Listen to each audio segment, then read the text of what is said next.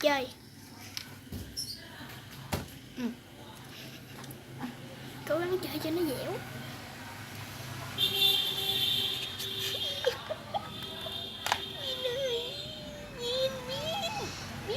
Nhìn nè. Bỏ nè.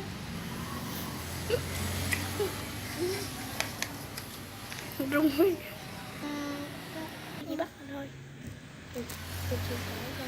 Bỏ ra. Chơi.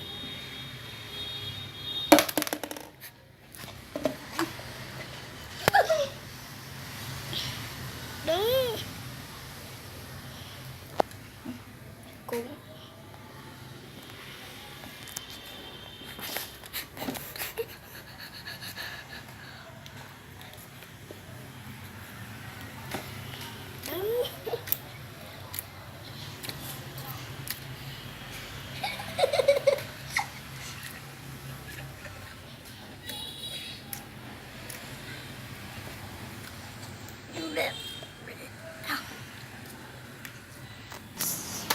Thấy vậy đúng không?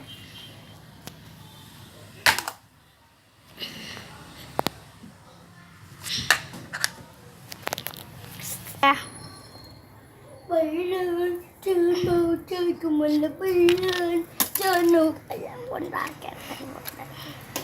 Bay lên, chơi của mình là bay lên, chơi nước của mình là lên. Gồm cho các bạn coi cái slide nó như thế nào coi. Đây ra, xích ra, xích ra. Đúng.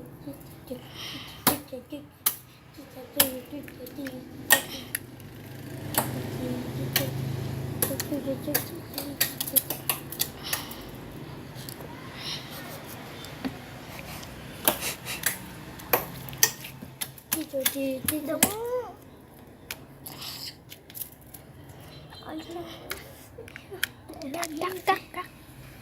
Kệ rồi xuống nghỉ tí không?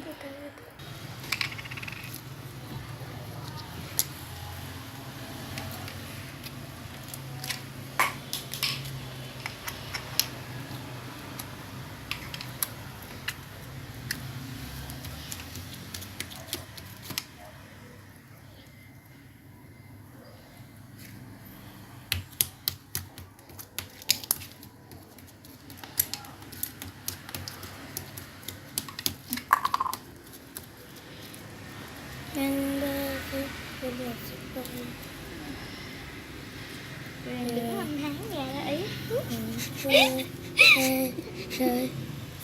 Đi ra Vin.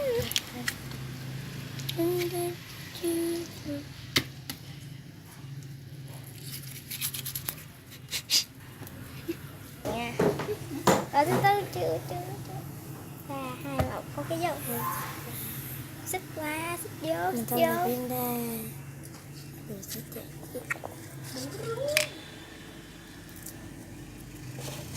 Kéo cho nó đừng có đứt nha, cái từ từ hay cái nhẹ thôi. Cái gì vậy? Cho mà biết bóp đi, bóp. Đi làm đi nè. Làm đi nè. Thì nó ngón hai ngón tay xuống chọc xuống xuống cái này.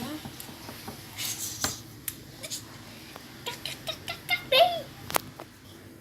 Chưa hả?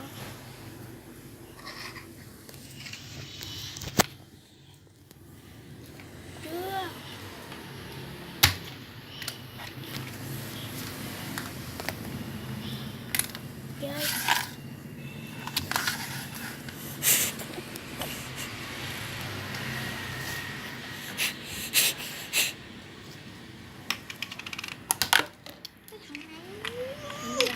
Không cho Biên chơi nữa, mốt thằng cũng ngồi chơi. Phát hoài.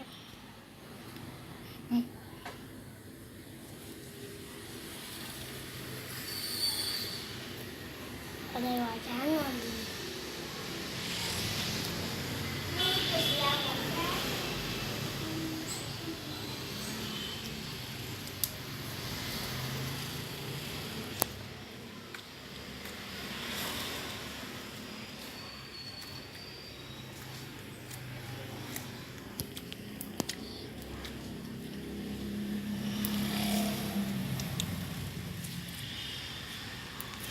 tuần sau mình làm cách làm slime đi ha.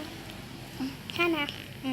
Mình làm 2 cách đi, mình mua 2 chai hồ 4.000 ha.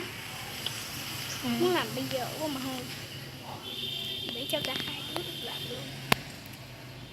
Rồi rơi, làm rơi, clear slime rơi, rơi, đang chạy,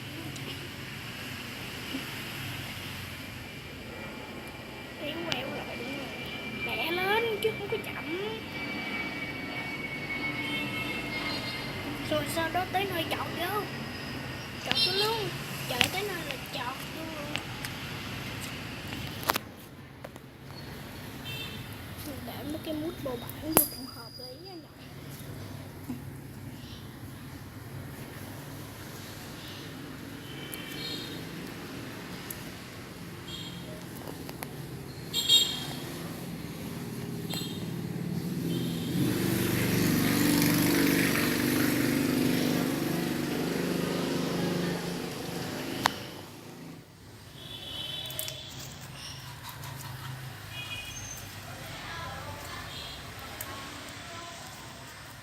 Quay vậy mới đúng rồi.